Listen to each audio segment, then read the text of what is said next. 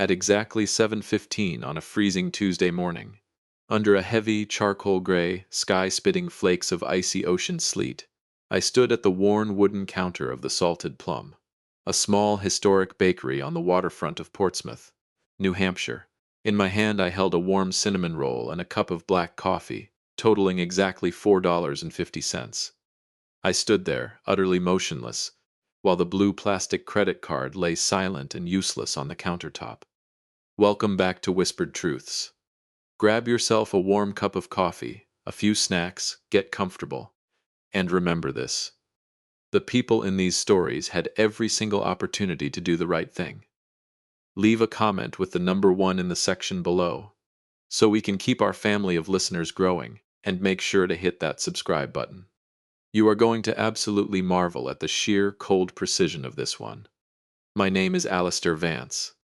I am 68 years old, and if my 40 years of working as a chief marine structural surveyor for deep-water ocean liners and offshore drilling rigs has taught me anything, it is that a structure never collapses from a sudden, unexpected wave. It collapses because a microscopic, invisible crack was allowed to rot the foundation from within. No warning, no advance notice. Just a digital lockout at a coastal bakery over a $4.50 breakfast. That small amount was not even 1,000th of the cost of a single steel certification blueprint I had approved during my 4 decades on the docks. Yet, at that exact moment, it successfully transformed me into a pitiful, decaying old man in the eyes of my neighbors. But Tristan had made one critical, fatal engineering error. He had forgotten that I was the man who had designed that foundation from the ground up, and I knew exactly where every single load-bearing column was anchored. Calmly, I pulled a crisp $10 bill from my old leather pocketbook, the only physical currency I had left, and placed it gently on the counter. I told Chloe to keep the change, picked up my coffee and the cinnamon roll, and stepped out into the biting morning air. This public humiliation did not break me. My mind, however, had fully returned to the icy, mathematical clarity of an engineer. When a structure fails, the first task is to isolate the point of failure. I dialed Tristan's number.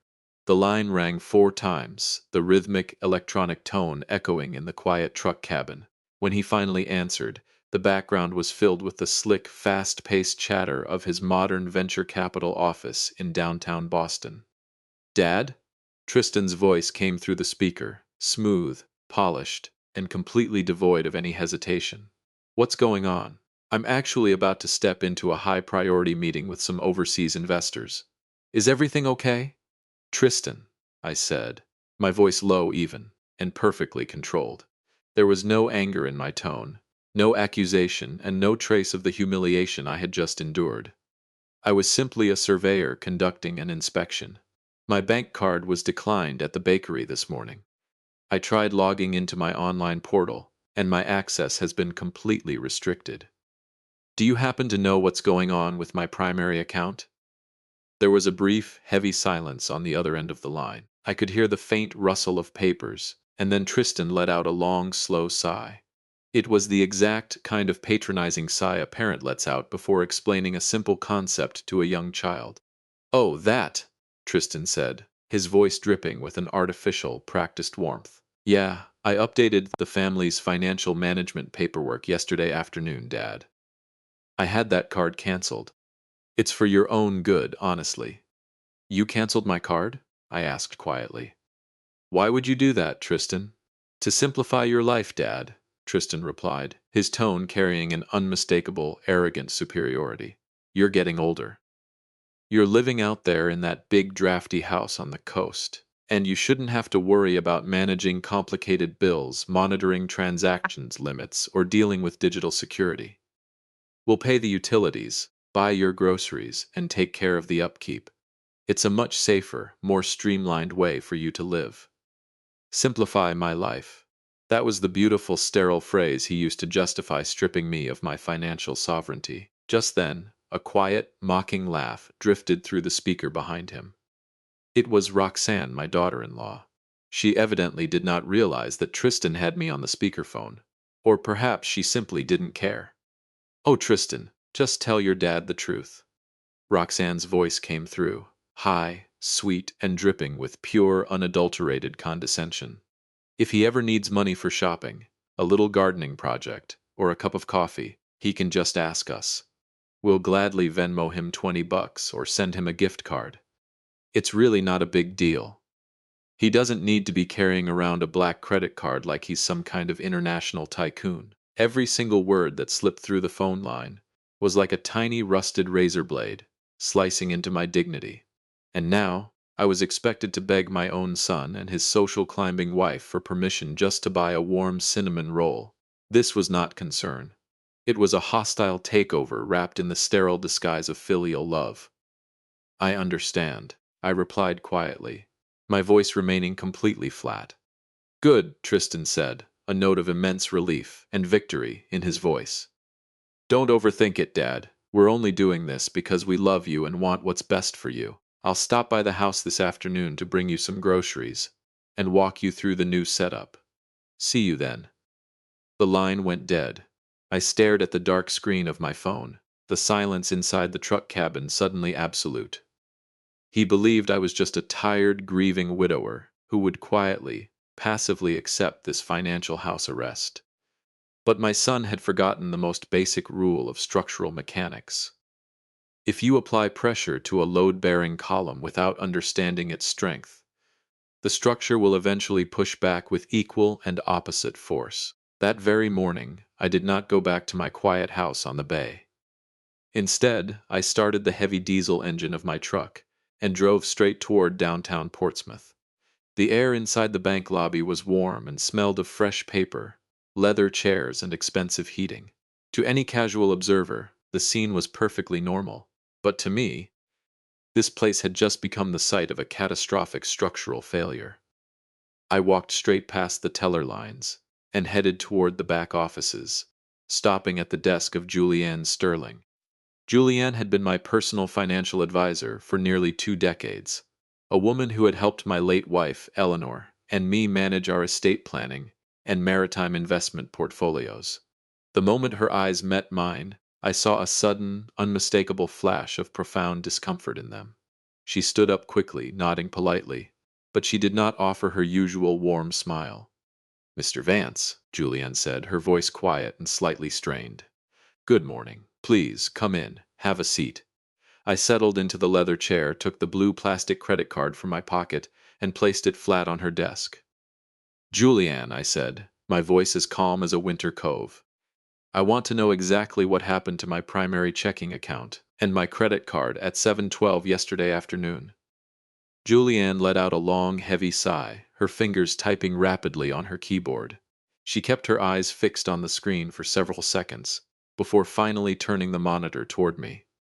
Lines of cold black financial data and account status indicators filled the screen.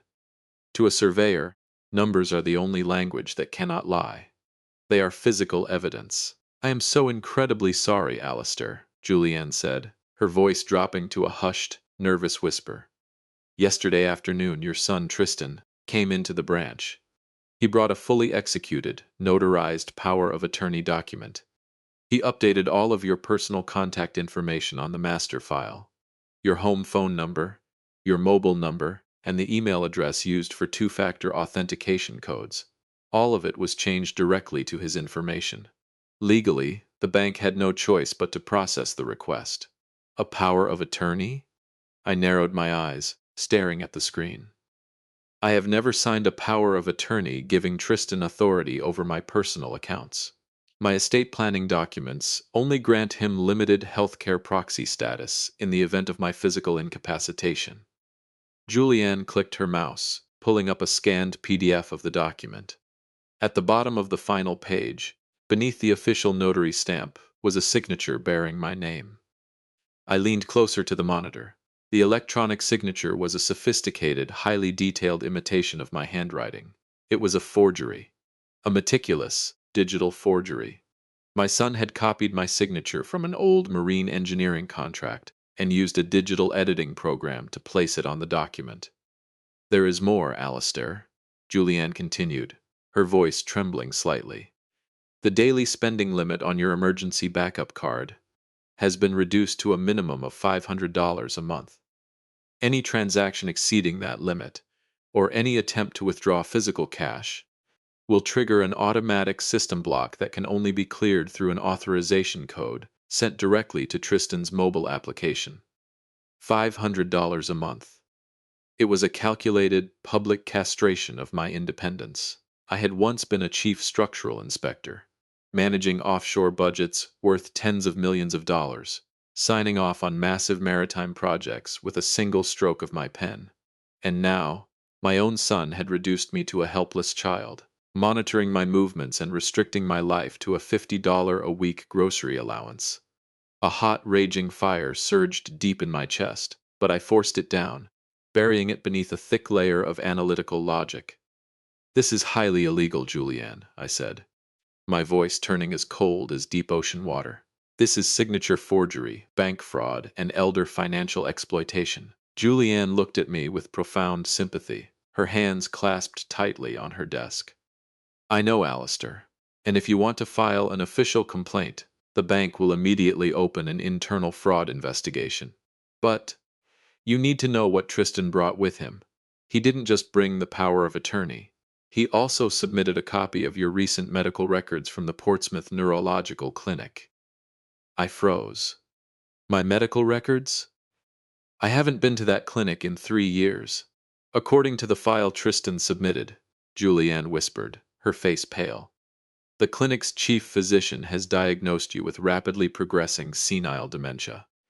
The report states that you are starting to exhibit severe cognitive decline, memory lapses, and are no longer mentally capable of managing your own significant financial assets. If we freeze his access now, his legal team will simply point to those medical records and claim you are acting out of a state of confused paranoia." A perfect, cold-blooded stab in the back. My son had prepared every single step of this brechel, with the clinical efficiency of a corporate raid.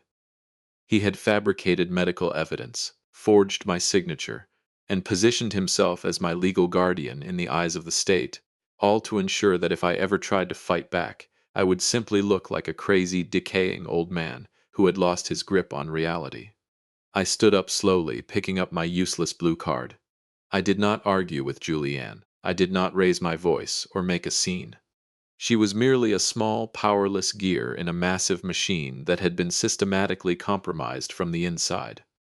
"Thank you, Julianne," I said quietly, adjusting the collar of my oilskin duster coat. "You've given me exactly what I needed."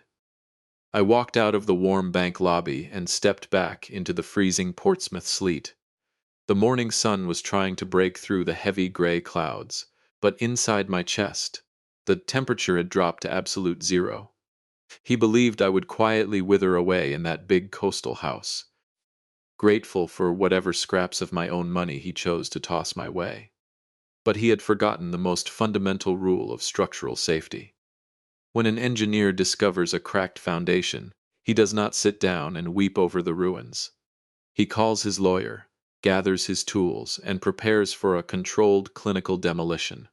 And when I met with my estate attorney that afternoon, the true, horrifying depth of my son's betrayal proved to be far worse than anything I could have ever imagined. I drove straight from the bank to the law offices of Gideon Cross, located in a beautifully restored 19th century brick customs house overlooking the Piscataqua River. He knew the absolute depth of my love for Tristan, and he knew the incredible, backbreaking sacrifices Eleanor and I had made to build our family's estate. When I pushed open the heavy mahogany door of his private office, Gideon looked up from his desk. The moment his eyes locked onto my face, his professional composure vanished. He stood up immediately, walked over to a small cabinet, and poured me a glass of neat bourbon. "Alastair," Gideon said quietly, handing me the glass, "you look like you're about to order a salvage crew to raise a sunken ship." "What has happened?" "Gideon," I said, setting the glass down on his oak desk without taking a single sip, "I want you to run a comprehensive asset search and forensic audit of every single bank account, property title, and investment trust that bears my name or Tristan's name. And I need it done immediately." Gideon didn't ask a single unnecessary question. He knew my temperament perfectly. He knew that if I was asking for a forensic audit, the structural integrity of my life had been severely compromised. He sat down at his computer terminal, his fingers flying across the keyboard as he accessed the secured legal databases and land registry systems we had established years ago, under our joint corporate holdings. For the next 2 hours, lines of complex corporate listings, property deeds, and financial transactions scrolled across the high-resolution monitor in a silent, blinding stream.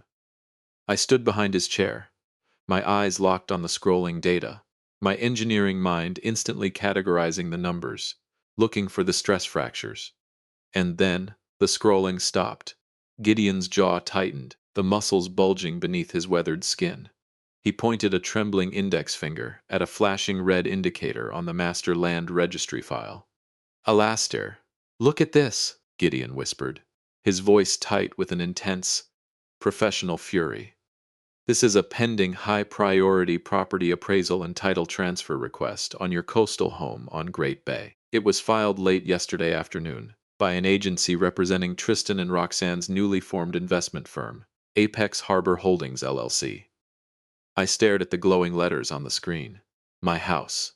The beautiful, two-story cedar-shingled home that Eleanor and I had designed room by room, board by board. The place where we had raised Tristan, where Eleanor had spent her final quiet days watching the tide come in, and where every single corner held a sacred memory of my family. They are quietly having your home appraised, Alastair, Gideon said, his voice heavy with disbelief. And that's not all. Tristan has also initiated a manual transfer request on your primary retirement maritime investment portfolio, worth approximately $4 million. He used the newly registered power of attorney to bypass the multi-factor authentication, routing the confirmation codes directly to his own phone. The transaction is currently marked as pending, scheduled to clear at 9 a.m. this Friday. The cold, heavy weight of betrayal spread through my entire body, settling deep into my bones like ocean frost. To him and Roxanne, I was not a father. I was merely a financial obstacle, an old piece of furniture that needed to be carted away to a nursing home, so they could seize my home and my millions to fund their own reckless, high society, venture capital schemes. We can file an emergency injunction immediately, Alastair, Gideon said, his eyes flashing with determination. I can have a judge invalidate that power of attorney and freeze all of their corporate accounts before the sun sets today. We'll drag them into court and expose this forgery. No, I replied, my voice so incredibly calm that even Gideon looked up at me in shock. Filing an injunction now will only tip them off. If we strike too early, they'll panic, withdraw the pending transfer, and find a more sophisticated, legal way to corner me. They'll use those fabricated medical records to claim I'm suffering from paranoid delusions and force a court-appointed conservatorship. I walked over to the window, watching the cold, dark waters of the river rush past the snow-covered piers. A good structural engineer never attempts to repair a buckling beam while the load is still active, Gideon, I said quietly, my eyes reflecting the gray winter sky. You have to let the force reach its maximum point, isolate it, and then trigger a controlled demolition. I want to see their entire plan. I want them to believe they have completely outsmarted the old surveyor. I'm going to let them perform every single act of this play, right up to the moment they pull the trigger. What are you planning to do, Alastair? Gideon asked, a slow, predatory smile beginning to spread across his face as he realized what I was designing. We are going to build a structural trap, Gideon, I replied, turning back to face him. And we are going to use their own greed as the exact hydraulic pressure that will bring their entire world crashing down around their ears.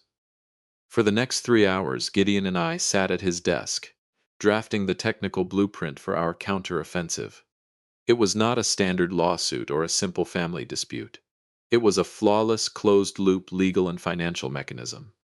First, we would silently freeze the pending $4 million maritime portfolio transfer. But we would do it in a way that appeared as a routine security delay within the banking system. Tristan's app would show the transaction as processing. keeping him calm and focused on his Friday morning deadline. Second, I would undergo a comprehensive, independent cognitive and psychological evaluation conducted by Dr. Beatrix Hawthorne, the state's leading neuropsychologist and a trusted forensic specialist. This would establish, beyond any shadow of legal doubt, that my mind remained as sharp and unyielding as tempered steel, completely dismantling any fraudulent medical claims Tristan was preparing to use in court. Third, we would draft a highly structured, commercial financing agreement between Alistair Vance and Apex Harbor Holdings, LLC. It would not look like a gift or an early inheritance. It would be presented as a high-value private equity capitalization loan. Legally, I would agree to transfer the $4 million and the title of my coastal home to Tristan's firm, but under a set of non-negotiable compliance guidelines buried deep within a 100-page legal appendix. The steel teeth of this contract, Alistair, Gideon chuckled, tapping his gold pen against the legal paper, are absolute. Tristan's firm, Apex Harbor Holdings, has over $2 million in active debt from high society retail spaces Roxanne opened in Boston. Under the terms of this agreement, the transfer of your assets is legally classified as a restricted use capitalization loan. It's a self-triggering mechanism. Their own greed is the exact force that will spring the trap. It was a beautiful, lethal piece of legal engineering. To a layman, the contract appeared to be a dry, standard corporate financing agreement filled with endless columns of financial boilerplate. But to an engineer, those clauses were strategically placed demolition charges, set at the most sensitive stress joints of Tristan and Roxanne's lives. The moment they touched my money and attempted to use it to save their failing business, the alarms would sound, and the entire structure of their lives would collapse on their heads. "Are you absolutely sure you want to go through with this, Alistair?" Gideon asked, his voice turning serious. "You will have to play the part of a senile, confused old man in front of your own son to get him to bring you the paperwork without suspecting a thing." I looked down at the forged power of attorney on the desk, feeling the final, lingering remnants of my parental hesitation dissolve into the freezing cold of my resolve. "I spent 40 years inspecting structural integrity, Gideon," I said quietly, picking up my coat. "I know exactly how much pressure a rotten beam can take before it snaps. Let's get to work." Early the next morning, as the winter storm raged outside, coating the coastline in a thick sheet of black ice, I kept my appointment with Dr. Beatrix Hawthorne at her clinic in Concord. Over the next 3 grueling hours, I underwent a comprehensive cognitive, psychological, and neurological evaluation. The results were exactly as I had expected. The mind of a chief marine surveyor, trained over 40 years of navigating high-pressure, life-or-death engineering crises, remained completely sharp, razor-focused, and fully competent. Dr. Hawthorne placed the official medical certification on the table, bearing the state's seal and her signature. "Mr. Vance," she said with a respectful smile, "your cognitive scores are in the 99th percentile for any age group. This document is an unshakable legal shield. Anyone attempting to claim you are mentally incompetent in a court of law is going to face a very swift, very humiliating defeat." "Thank you, Dr. Hawthorne," I said, carefully placing the certified report inside my leather binder. "The foundation is officially cured. Now it's time to test the tension." I walked out to my truck, sat in the cabin, and dialed Tristan's number. This time, I deliberately altered my voice. I made my breathing sound heavy, shallow, and slightly erratic. I slurred my words just enough to mimic the onset of mental exhaustion, creating the exact, pathetic image of a decaying old man reaching his breaking point. "Tristan, son," I muttered, letting my voice tremble. I'm so glad you called back yesterday. My head has been so cloudy lately. I tried to drive to the hardware store this morning, but I couldn't remember which exit to take off the highway. I had to pull over." I think you were right. This big house, the bills, it's all just too much for me to carry alone anymore." On the other end of the line, I heard Tristan's breath hitch. I could practically feel his eyes lighting up with a greedy, victorious excitement. He was like a shark smelling blood in the water. Don't worry about it at all, Dad, Tristan said, his voice dropping into a sweet, dripping tone of artificial comfort. I told you, Roxanne and I are here to take care of everything. You don't have to stress about a single thing anymore. It'll simplify everything. We can bring the documents over to your place tomorrow night, have a nice dinner, and get it all sorted out. How does that sound? That, that sounds wonderful, son, I mumbled, sniffing slightly on purpose. I just want to rest. I just want to know that Eleanor's house is in safe hands. Please, bring the papers. I'll try to prepare some roast beef, if my hands aren't shaking too badly. Don't worry about cooking, Dad, Tristan interrupted quickly, his voice filled with a desperate, manic urgency.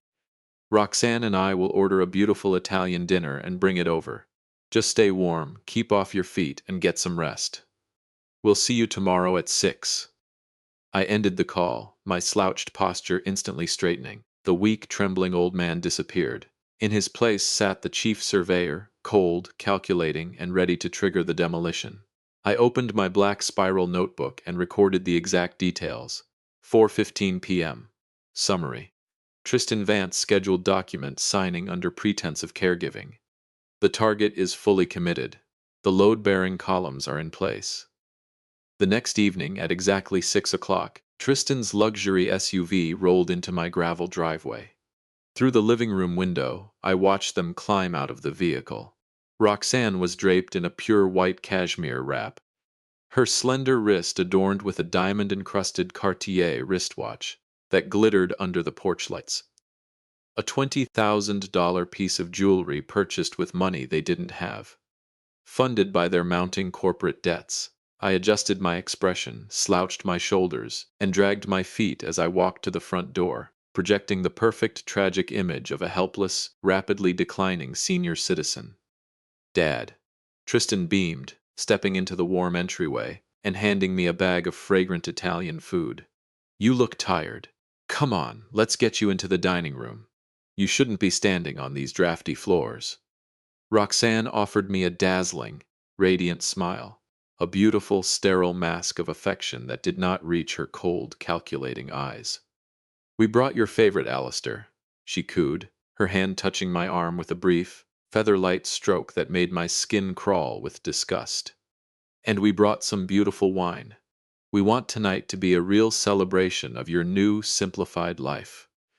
We sat around the heavy oak dining table, the very table where my family had gathered for 30 years, where Eleanor and I had watched Tristan blow out his birthday candles, and where we had toasted to his graduation.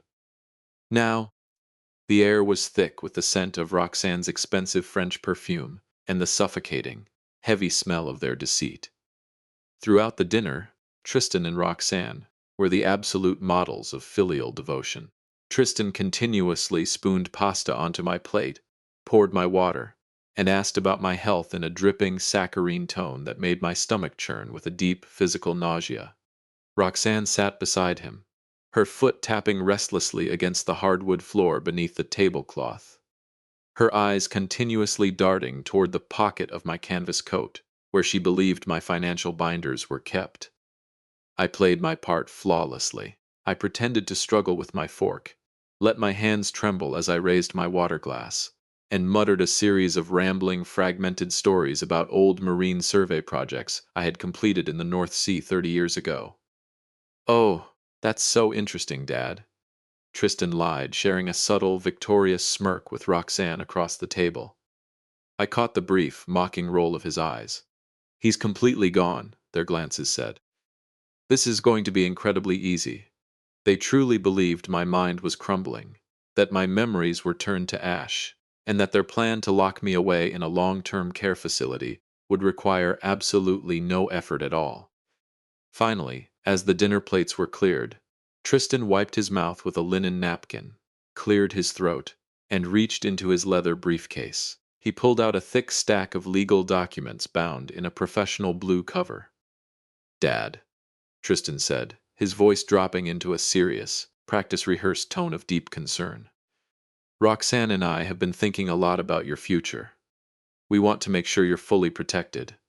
It transfers the title of this house and your maritime investment accounts into Apex Harbor Holdings, where Roxanne and I can manage the bills, oversee the maintenance, and handle all the complicated details for you. All you have to do is sign right here, and we'll take care of the rest." Roxanne stepped closer, pressing an expensive gold-plated designer fountain pen into my trembling hand. "Go ahead and sign, Alistair," she whispered, her voice as sweet as honey, her eyes dilating with pure, unadulterated greed as she stared at the signature line. "Once this is done, you won't have to worry about a single thing ever again. We've arranged everything that's best for you." I picked up the pen, rolling it slowly between my fingers. I looked straight into Tristan's eyes, then turned my gaze to Roxanne. Do you truly believe this is what's best for me, Tristan?" I asked, my voice weak, slightly slurred, and lacking the slightest ripple of emotion. Tristan let out a soft, condescending laugh. The laugh of a man who believed he had successfully outsmarted his own father. "Of course, Dad," Tristan scoffed, gently patting my shoulder. "You're getting older, you're becoming forgetful, and you're no longer capable of managing significant financial assets. Remember what happened at the bakery yesterday? You couldn't even figure out how to use your own bank card. We're only trying to protect you from making any more embarrassing mistakes." They had created the trap, blocked my cards, and now they were using the very humiliation they had orchestrated as the legal justification to strip me of my life. It was a disgusting, parasitic display of greed. "I understand," I mumbled, lowering my head to hide the cold, razor-sharp smile spreading across my face. "I'll sign. But, before I do, there is one small document Gideon Cross prepared for us," said.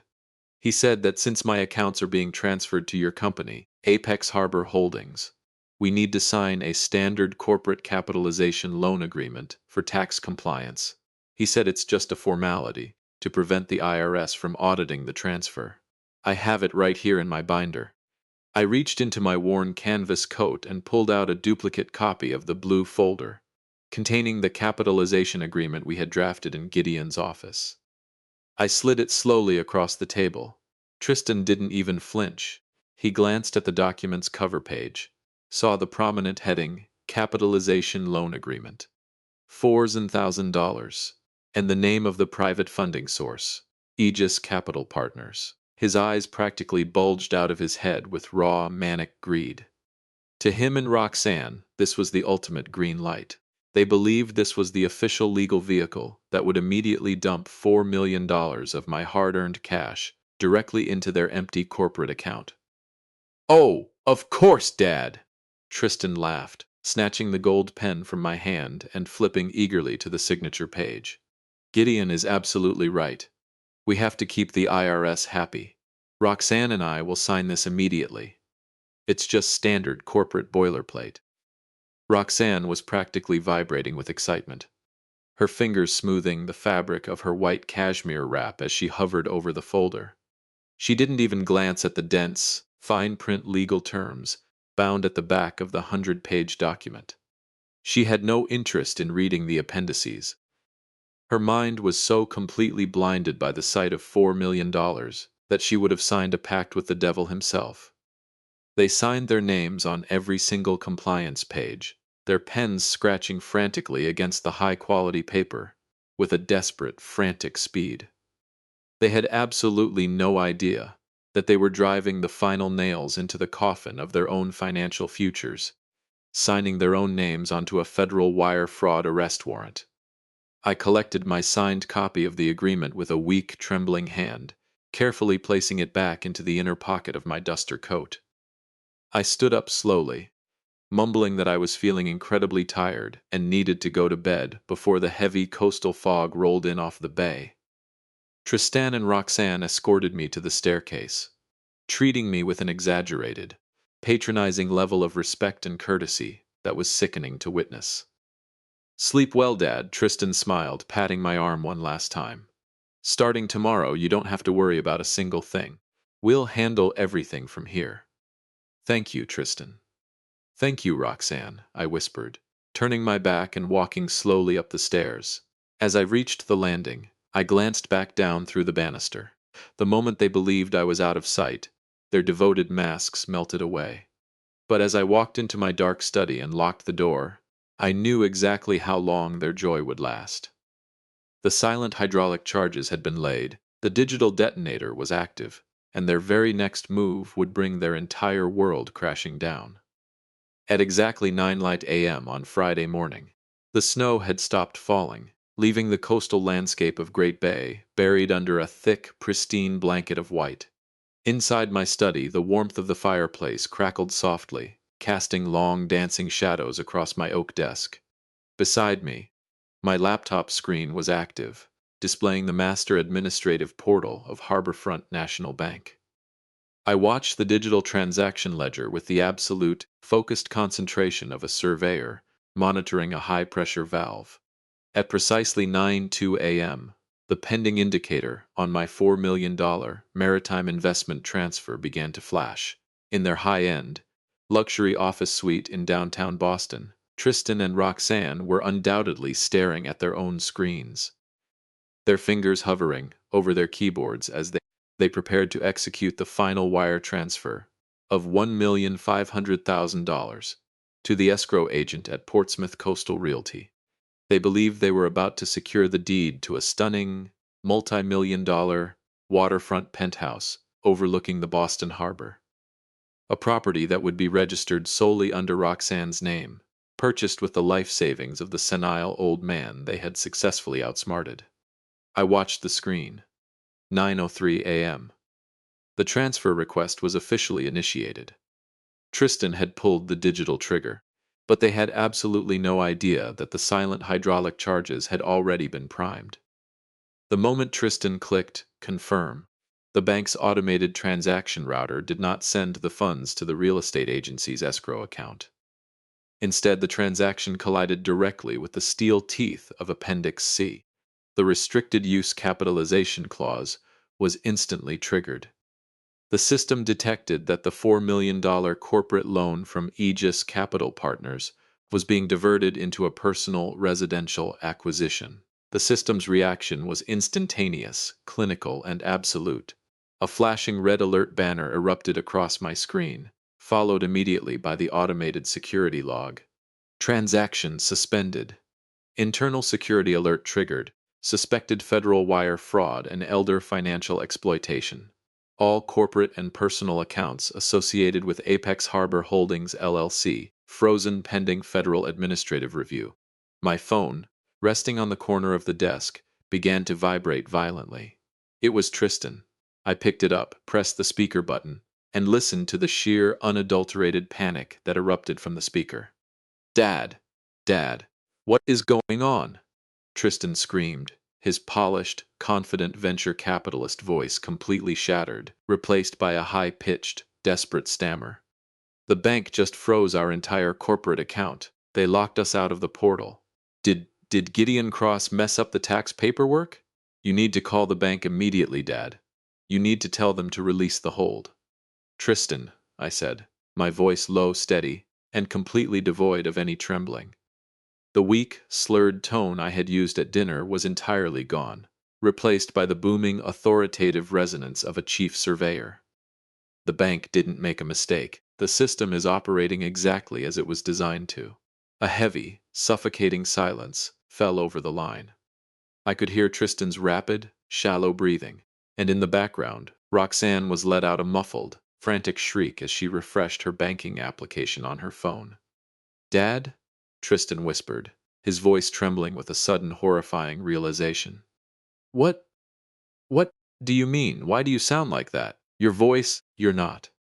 I am completely fine, Tristan, I said, each word falling like an iron rivet into a steel plate. In fact, my mind has never been clearer. I suggest you and your wife get into your car and drive down to my house immediately. We have a great deal of business to discuss.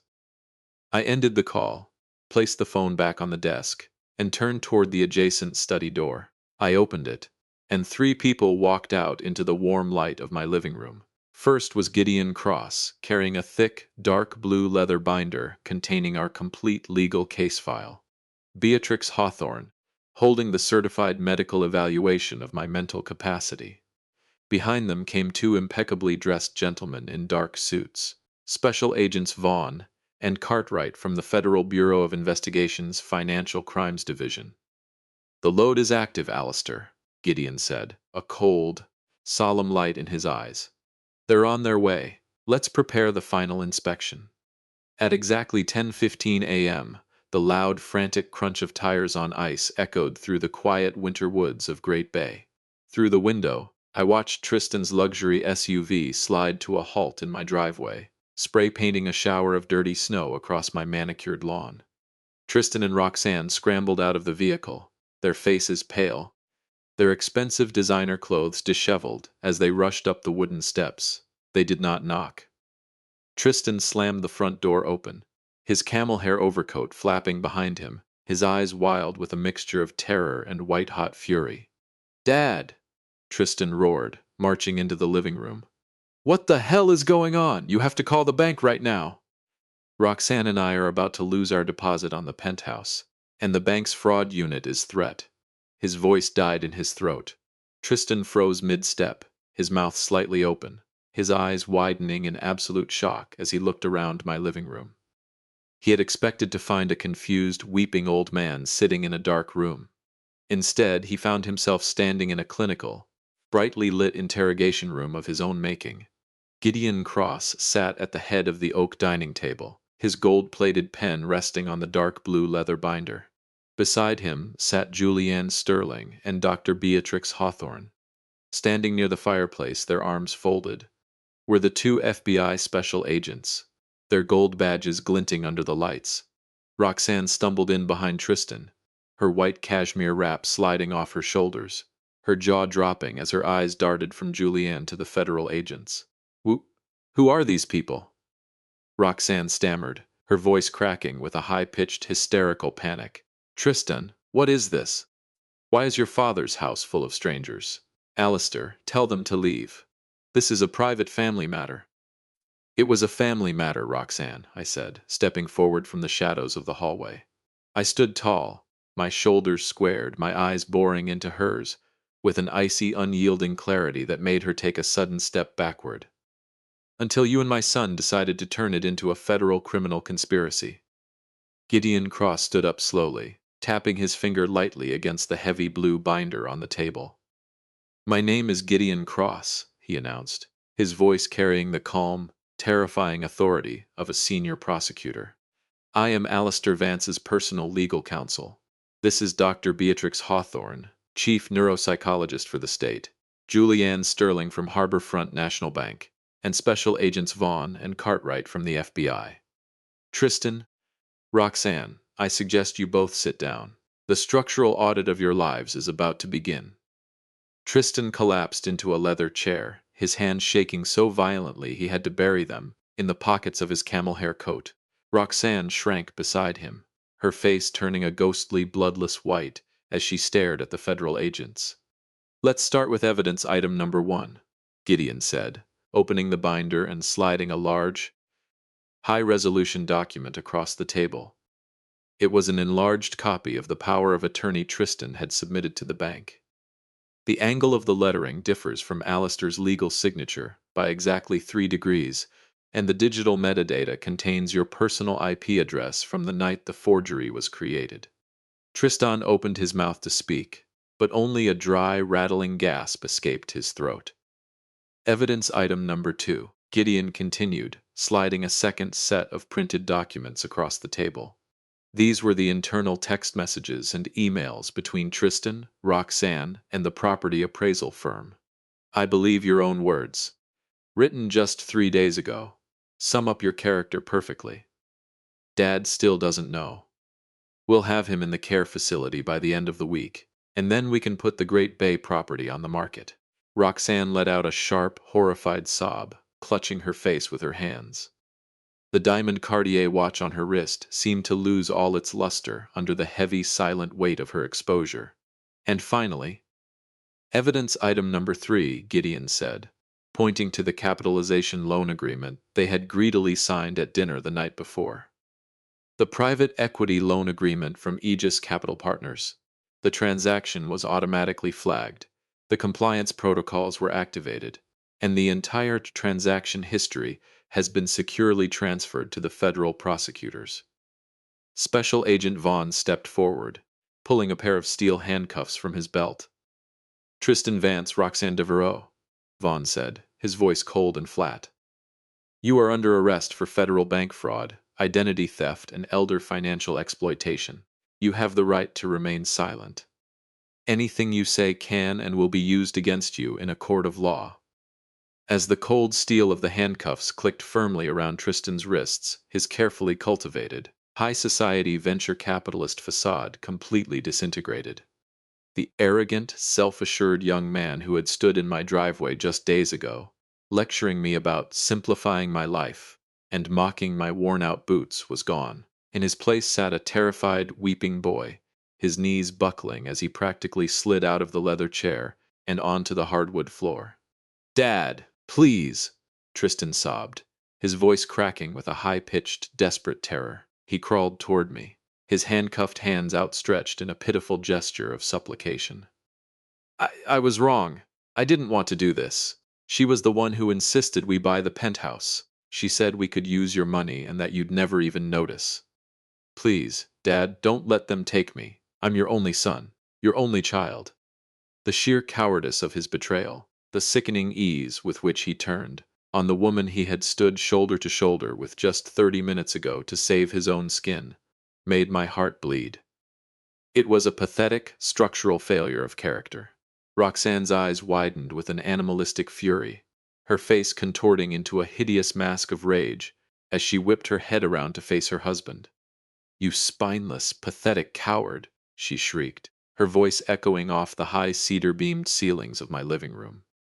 She lunged toward Tristan, her handcuffed hands swinging wildly, trying to claw at his face before Agent Cartwright stepped in and firmly pulled her back. "How dare you blame me?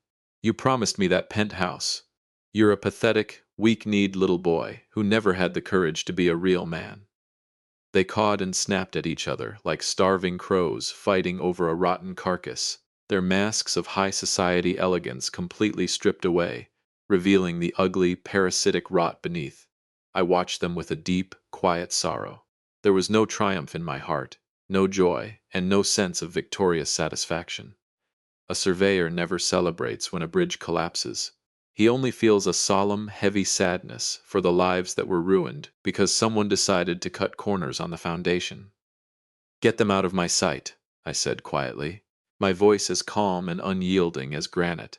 The federal agents firmly hoisted Tristan to his feet and led them both out of the house. I stood by the window, watching in silence as they were escorted down the icy steps and into the back of the waiting police cruisers. The red and blue lights flashed silently against the pristine white snow, casting a cold, rhythmic glow over my garden, before the vehicles slowly rolled out of the driveway and vanished into the thick coastal sleet. The house fell into a heavy, absolute silence. "Are you all right, Alistair?" Gideon asked, walking over and placing a warm, steady hand on my shoulder. "I am fine, Gideon," I replied, taking a deep, clean breath of the salty ocean air drifting in through the open door. "The rotten timber has been successfully removed. Now, it's time to rebuild the structure." Over the course of the following year, the legal consequences of Tristan and Roxanne's greed unfolded with clinical mathematical certainty. The bank's compliance department, working alongside Gideon Cross and the FBI, completed a thorough investigation of Apex Harbor Holdings. Tristan's digital signature forgery, combined with the stolen medical records and the fraudulent power of attorney, left their defense lawyers with absolutely no room to maneuver. Tristan pled guilty to federal bank fraud, identity theft, and elder financial exploitation, receiving a sentence of 8 years in a federal penitentiary. Roxanne, convicted of conspiracy to commit wire fraud and grand larceny, was sentenced to 6 years without the possibility of parole. Their luxury boutique business was liquidated, their assets were seized, and the high society penthouse they had plotted to steal from me was sold at a public auction to pay off their mounting corporate debts. I did not celebrate their fall. But I did not allow myself to be consumed by grief either. Instead, I used my freedom and my wealth to ensure that Eleanor's legacy would never be compromised again. Gideon and I established the Eleanor Vance Memorial Maritime Trust, an independent, irrevocable trust managed by a board of trusted financial advisors and legal specialists.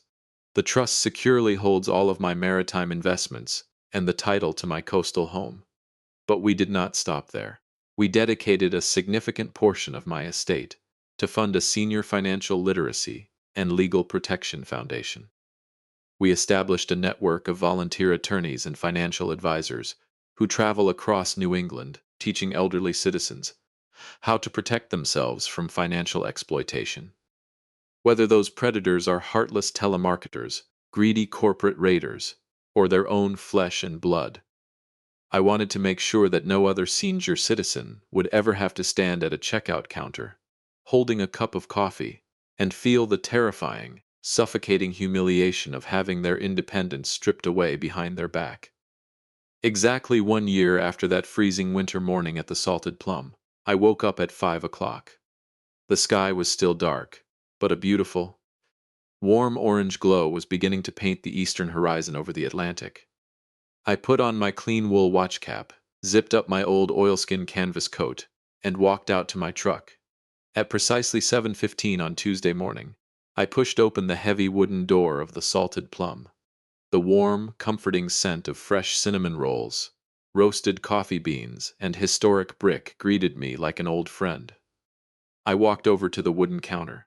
Chloe was standing behind the register, her face lighting up with a warm, genuine smile the moment she saw me. "Good morning, Mr. Vance," she said cheerfully, already reaching for a warm cinnamon roll and pouring a cup of fresh black coffee. "The usual?" "Yes, Chloe. Thank you." I smiled. She slid the plate and the cup onto the counter, totaling exactly $4.50. I reached into my coat pocket, pulled out my blue plastic credit card, and slid it gently onto the granite countertop. Chloe took the card and swiped it through the reader. Beep. The sound was quiet, steady, and clean. The digital screen flashed with a simple, beautiful message. Transaction approved. There was no pity in her eyes, no whispering from the customers behind me, and no icy chill in my chest. I took my coffee, picked up the warm roll, and walked out onto the sunlit pier. I stood at the edge of the water, watching the tide roll in, feeling the cool ocean breeze on my face. I was Alistair Vance, a chief marine structural surveyor, a husband, a father, and a man who remained in complete, absolute control of his own destiny. Looking back on this long, painful journey, I have realized 3 profound, structural lessons about life that I want to share with you today. Lesson 1.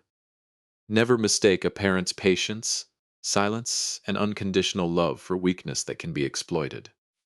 Some families remain quiet, not because they are blind to the cracks, but because they are waiting, hoping, and praying that the people they love will find the strength to repair themselves. But patient silence is not acceptance. If you continue to apply pressure to a loving foundation, you will eventually find that under the soft exterior lies a core of hardened structural steel that will never bend. Lesson 2. A life built on lies and manipulation is a structural impossibility. You cannot build a stable, secure future by slowly, quietly chipping away at the foundation of the very person who gave you life. The structural laws of morality are just as unforgiving as the laws of gravity. If you build a rotten structure, it will eventually bring you down. Lesson 3. Real care always comes with respect, never with control. If someone truly loves you, they will never try to simplify your life by stripping away your right to make your own decisions. True love is a support column. It lifts you up, reinforces your boundaries, and gives you the freedom to stand tall. Never hand someone else the keys to your life, even if they are the person you love most. Thank you for joining us on Whispered Truths. If this story touched your heart, or if it reminded you of the strength of your own parents, please feel free to share it with them. And if you enjoy stories where the truth always finds its way home with absolute mathematical precision, make sure to hit that subscribe button and leave a comment with the number 5 in the section below. I'll see you in our next story.